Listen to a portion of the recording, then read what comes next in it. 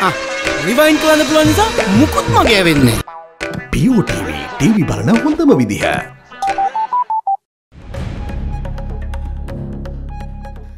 Making headlines on First at 9.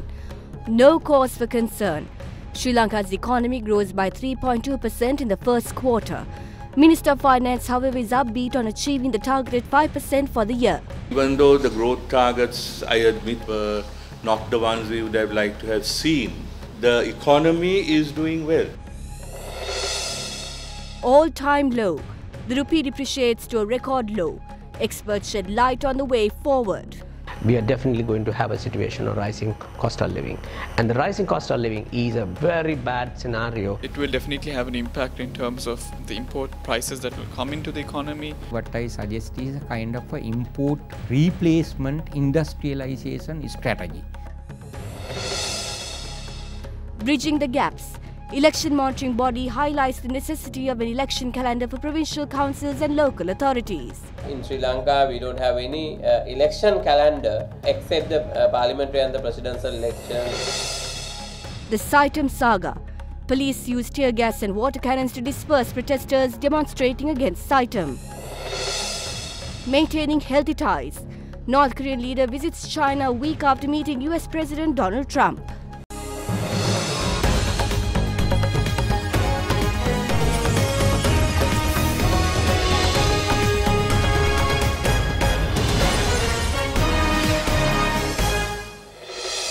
A very good evening and welcome to First at 9. I'm Katharina Chang. Now on to our top story tonight. There was chaos at the protest organised against Saitam by the Inter-University Students' Federation today, with police using tear gas and water cannons to disperse protesters. The protest took place at a turn to the worst when protesters marched towards Parliament from the University of Visual and Performing Arts in Colombo. A protest march was organised by the Inter-University Students' Federation, Medical Faculty Students' Action Committee and the Inter-University Bhikkhu Federation, citing several demands, amongst which was the abolishment of the General Sir John Kotharavala Defence University Special Provisions Bill, which seeks to lay down the national policy relating to the absorption of students registered with the South Asian Institute of Technology and Medicine or SITEM to the General Sir John Kotharavala Defence University. The march commenced at 11:30 am from the University of Visual and Performing Arts in Colombo. Protesters made their way towards the Parliament roundabout. As a result, severe traffic congestion was experienced from Rajgiriya to the Parliament roundabout this afternoon.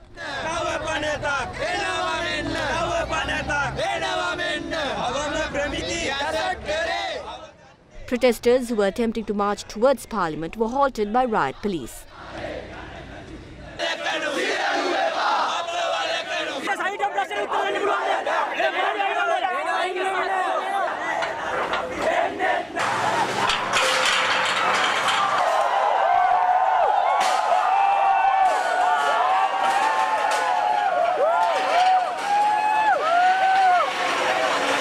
As they did not heed police orders, police took measures to use tear gas and deploy water cannons to prevent the group from entering parliamentary premises.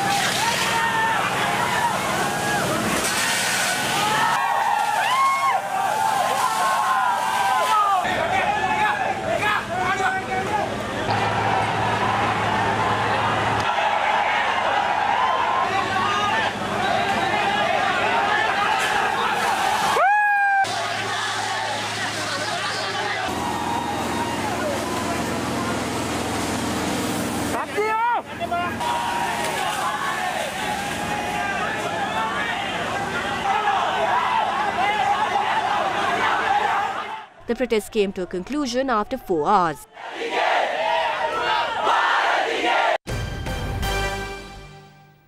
Parliamentarian of the United National Party, Derana, was sworn in as the Deputy Minister of Industries and Commerce before President Maithripala Sirisena today. The parliamentarian representing the Mathare district took oath at the Presidential Secretariat in Colombo. The President's Media Division said that Secretary to the President, Austin Fernando, was also present at the occasion.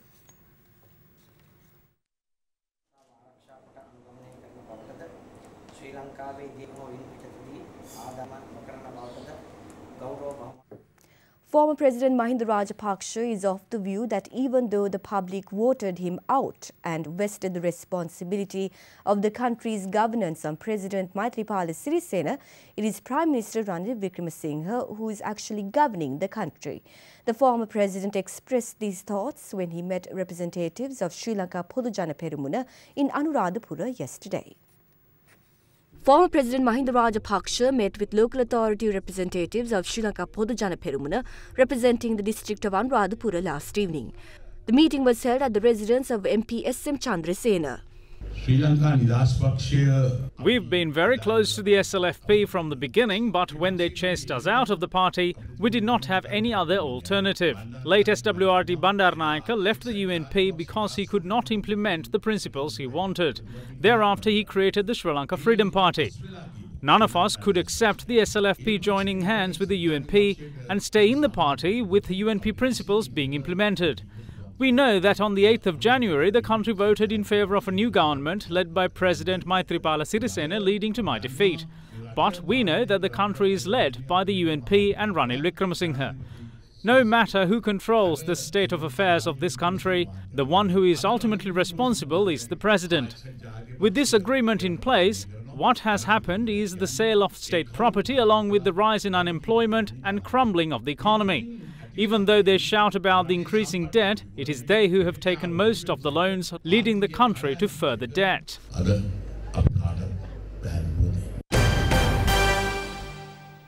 Chairman of the Sri Lanka Podujana Perumuna, Professor G.L. Pires, today reiterated that the report compiled by the Presidential Commission of Inquiry, which probed the controversial central bank bond issuances, must be released to the public domain. He also reminded of the requests made by opposition parliamentarians to call the President's secretary before the Parliament over the matter. Touching on the government's increasing ministerial portfolios, Professor Pires went on to say that it is having an adverse effect on the public. The total number of ministers in this country is a world record. It has now reached a level of 86. We have a situation where ministers are appointed willy-nilly, no consideration is given to the basis on which functions are allocated to them. No matter whether the subject is appropriate or not, the whole idea is to attach some label to the Member of Parliament so that he will be entitled to various privileges which cost the public a large sum of money. In the meantime, the Magistrates' Court will be examining the matters connected with the central bank fraud again in 2 days' time, on the 21st. We have information coming out in driblets. That is, names are being mentioned as the police present their B reports and other material. First, there was information relating to one member of parliament who had taken 10 lakhs of rupees, 1 million from Walt and Rowe. Then it was revealed that another member of parliament had taken 30 lakhs or 3 million. There is speculation that some other names may be revealed when the Magistrates' Court takes up this matter. We think that it is much more desirable that all the relevant material be put into the public domain. Why cannot this be done? There is every reason to call before Parliament the Secretary to the President, Mr. Austin Fernando, to produce everything that is in his custody, and all that material will then become public documents and there will be no impediment to full disclosure. One of the election monitoring bodies, PAFL, highlights the need for an election calendar as means to end political will dictating provincial and local authorities' polls. In an exclusive interview with First at 9 today, Executive Director of PAFL, Rohan Etiarachi, urged the government to hold provincial council elections as the term of 3 such bodies have already expired. There are 3 provinces has already postponed now. Eastern Province, Abaragamu and North Central. And also there are 3 other provinces are going to dissolve by end of this month. We realize the government doesn't have any political will for go for a provincial elections within this year, even though we heard some various political speeches, political talks in some of the rallies, but we doesn't see any real political will to have a provincial elections. We wish to pressurize the government, that is the government responsibility to bring elections in a proper time. Unfortunately, in Sri Lanka, we don't have any election calendar except the parliamentary and the presidential elections. The rest of the elections, they can go with the political advantage. Sometimes they postpone, sometimes they will go for early elections. We need to push the policymakers to have a election calendar in this country. But at the moment, the issue here is with the new electoral system, without complete the delimitation report, without get the approval from the parliament, the elections commission can't hold the elections. The parliament has to pass this delimitation report within a month period. In case if they couldn't do that, and then the speaker has to appoint the committee and headed by the Prime Minister, but unfortunately Parliament failed to appoint this committee and also end up without any result. Homagama Magistrates Court today postponed the hearing of the appeal filed by Venerable Galugudatte Nyanasara Thera until the 22nd of this month. The deliberation of the Thera's appeal was postponed since there was no representation from the Attorney General's Department at the court today.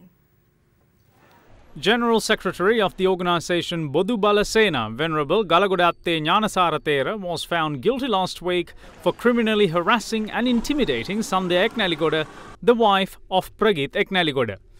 The Thera was sentenced to 6 months of rigorous imprisonment with 6-month sentences for 2 charges to be served at once. The Thera was also ordered to pay a sum of 50,000 rupees in compensation to Sandhya Eknaligoda, accompanied by a 3,000 rupee fine. The appeal lodged on behalf of the Thera was taken up today, and with the Attorney General's Department not being represented in court, the deliberation of the appeal was postponed to the 22nd by the Homagama Magistrates Court. Meanwhile, the protest march, which commenced from Gul yesterday seeking a pardon of Venerable Nyanasara Thera, resumed from Hikkaduwa today. It reached the town of Aludgama this evening and is due in Colombo the day after tomorrow.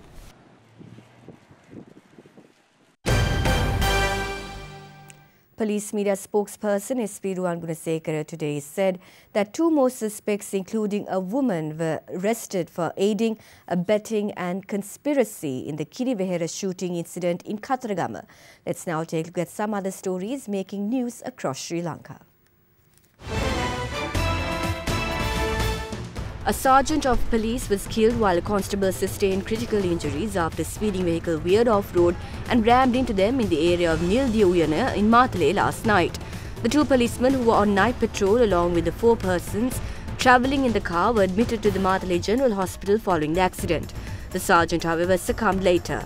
The injured constable continues to receive treatment while the driver of the vehicle has been arrested. A decision has been taken to handle the distribution of films only through the National Film Corporation in Sri Lanka. Addressing a media briefing today, Chairman of the National Film Corporation, Sitendra Senaratne, said that the private sector can no longer handle the distribution of films and it will be undertaken by the National Film Corporation. Bodies of a 68-year-old mother and a 38-year-old daughter were found in a house with lacerations from the area of Valipillava in Hanvalla. Police said that a 4-month-old infant was found inside the house and was unhurt. Postmaster General Rohan Abirapne said today that the Ministry of Postal Services will not hold discussions with its postal workers unless the strike action is brought to a halt. Last evening, a communique was issued by the Department of Government Information stating that postal employees who fail to report to work today will be considered to have vacated their posts. Representatives of postal trade unions, however, said that unless the ministry implement the recommendations mentioned in the Public Administration Circular No. 6 of 2006, they are not willing to abandon the strike action and added that they will commence a satyagraha tomorrow. You are watching Sri Lanka's award-winning news channel, Other Derana 24/7.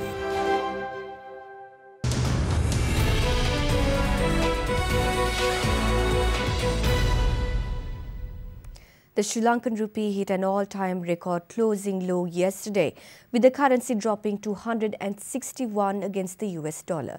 Speaking to First at 9 today, experts raised concerns on the current decline of the currency. They emphasized that it is high time to promote small and medium-scale industries and the agriculture sector in a bid to reduce the trade deficit in the country. Among the experts who spoke to us today was Dr. Priyanga Dunasinghe, who is a senior lecturer in the University of Colombo. He said the best solution for a steady currency rate can be achieved through the implementation of an import replacement industrialization strategy. Although the Sri Lankan rupee opened at around 159 rupees and 40 to 90 cents yesterday, it was quoted around 161 to 161 rupees and 5 cents to the US dollar in the spot market by midday. The rupee's depreciation also affected the stock market yesterday, with the all-share price index dropping 16.51 points to 6,359 points by midday. It crossed the 160 rupee mark against the US dollar last week, but rebounded later in the week. The Sri Lankan rupee depreciated 3.9% against the US dollar in 2016, while last year the currency devalued 2.5%. So far this year, the currency has declined 4.2%. First at 9 explored the consequences of the rupee depreciating even further. What is going to happen as a result of the exchange rate depreciation is we are definitely going to have a situation of rising cost of living. And the rising cost of living is a very bad scenario for the government point of view, for their political fortunes in the near future of elections. And on the other hand, for the people in general, we have a slow income growth, and rising inflations are a recipe for very, very serious times ahead. It will definitely have an impact in terms of the import prices that will come into the economy. We may see, especially certain maybe consumer items, increase, but we'll also have to see whether this rupee depreciation will be sustained, or is there chances for it to maybe stabilize at these levels before the price levels are put in. But even for exporters, because a lot of input comes in for re-export as well, whether it will also have an adverse impact in terms of pricing for our exporters as well. What aspects must the government then focus on to control the trend? If we want to strengthen our currency, at least to maintain the current status, we need to promote our exports, attract more investment, curtail some of our import expenditure. We have no control on imports. If government find it very difficult to promote exports in the short run, at least government must identify some of the sectors which we could promote domestically so that we can replace some of the imports. Right now, government strategy, as I see, is that to promote the foreign employment. I don't think that labor migration alone could address this situation. Technically, what I suggest is a kind of a import replacement industrialization strategy. Sri Lanka's economy has grown by 3.2% in the first quarter of this year, slowing from 3.5% in the fourth quarter of last year. The statistics were released by the Department of Census and Statistics yesterday. Latest data showed that the GDP for the first quarter of this year recorded over 2.2 trillion rupees, which is a growth of nearly 69 billion rupees in comparison to the corresponding period of last year. It also shows that service activities contributed to the highest share of 53.6% of overall GDP.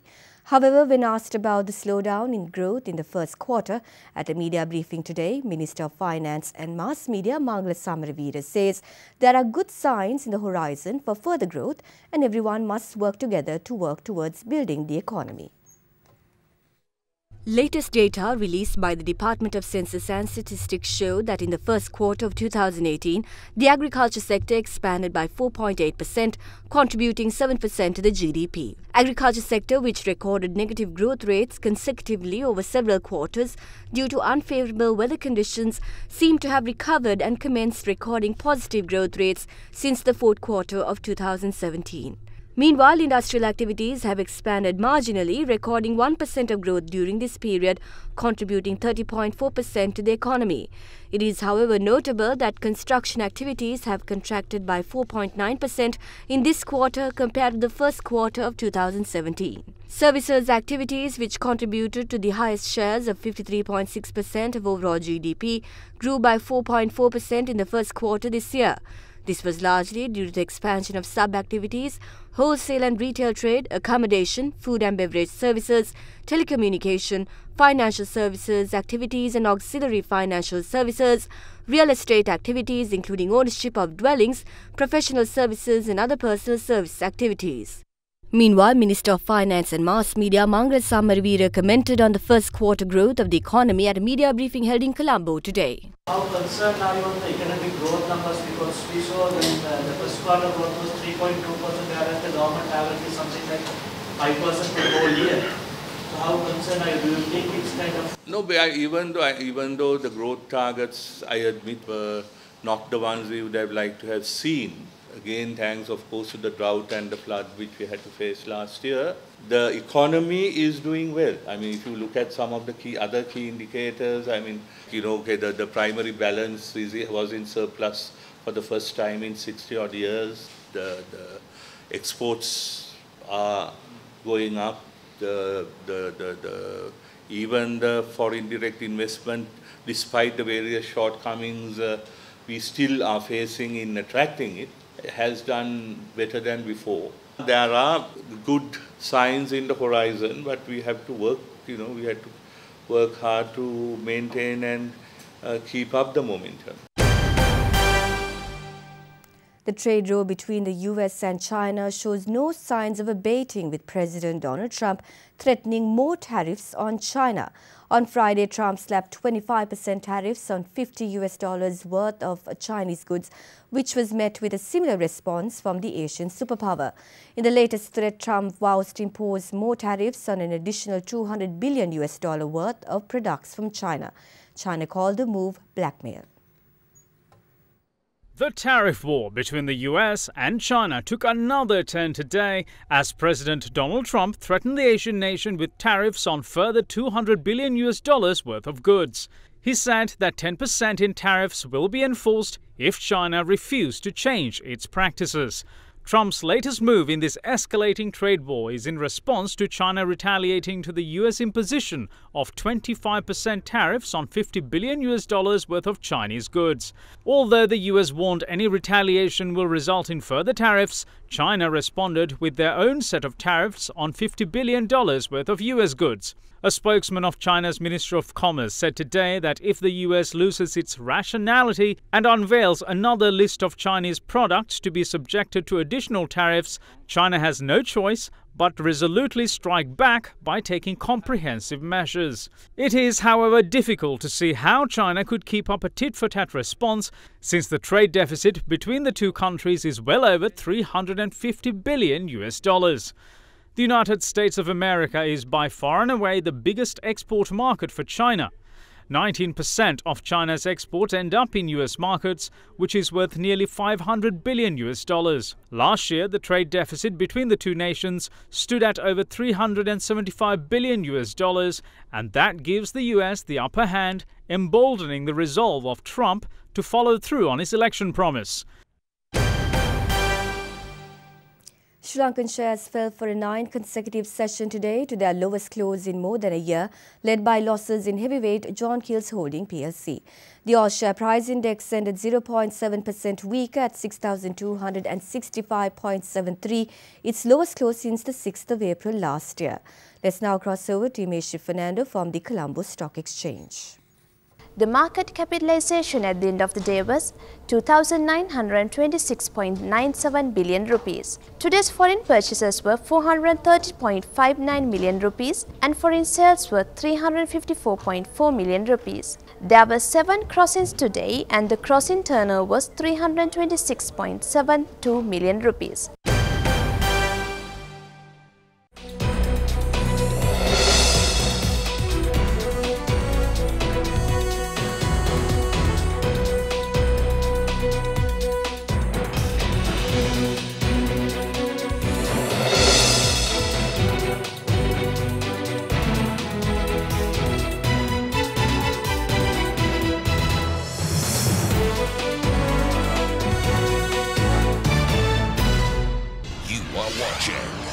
Sri Lanka's premier news channel, Other Derana 24/7.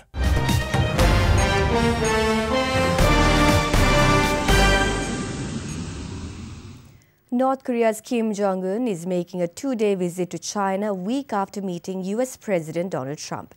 It is expected he will discuss sanctions and the commitment he made at the summit in general terms to denuclearize the Korean peninsula. China is North Korea's only economic ally and has already suggested that sanctions against North Korea could be eased. A convoy was seen in Beijing today, believed to be that of North Korean leader Kim Jong-un, who is on a two-day visit to China only a week after meeting US President Donald Trump. This is Kim's third visit to China this year and will be in China until tomorrow. Meanwhile, the US and South Korea have confirmed that they have suspended planning for their next joint military drills. That follows a pledge made by Trump at the Singapore summit with Kim. German Chancellor Angela Merkel yesterday pledged her support and extended assistance to Italy in its efforts to reduce the number of migrants arriving on its shores. This could mean possibly handling asylum requests for Europe in non-European countries, including Libya. Illegal migration has been a long problem in Europe, with migrants from all over the world flocking in search of greener pastures, with some genuinely fleeing conflict and violence in their respective countries. Most migrants attempting to reach Europe from Africa take the sea route from Libya to Italy, though last year saw a spike in numbers departing from Morocco to Spain instead. German Chancellor Angela Merkel said yesterday that her talks with Italian Prime Minister Giuseppe Conte and other European leaders in the coming weeks would focus on the question of how the European Union could enable a stable government in Libya and how asylum proceedings could begin there. Speaking to reporters in Berlin ahead of his talks with Merkel, Conte said the European Union had to change its position of migration and reform the so-called Dublin rules, under which people arriving in the EU must stay to claim asylum in the first country they reach. You are watching Sri Lanka's #1 news channel, Other Derana 24/7. Manusha Jayathilaga is at the Other Derana Weather Centre with your forecast first evening edition.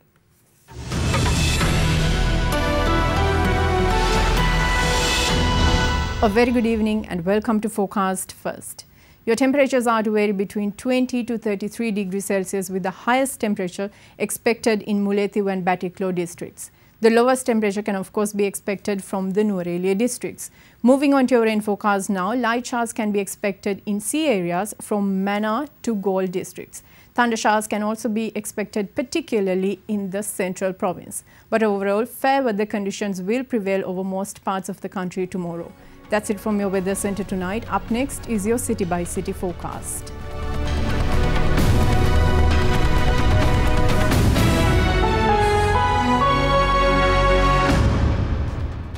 And that's it for tonight from First at 9. But before we wrap things up for tonight, we'd like to take you to the wilderness of Sri Lanka. The island boasts a variety of indigenous species of birds, reptiles, insects and mammals, which have made the island nation a lucrative destination for nature lovers from all over the world. We hope you enjoy these visuals and have a pleasant evening.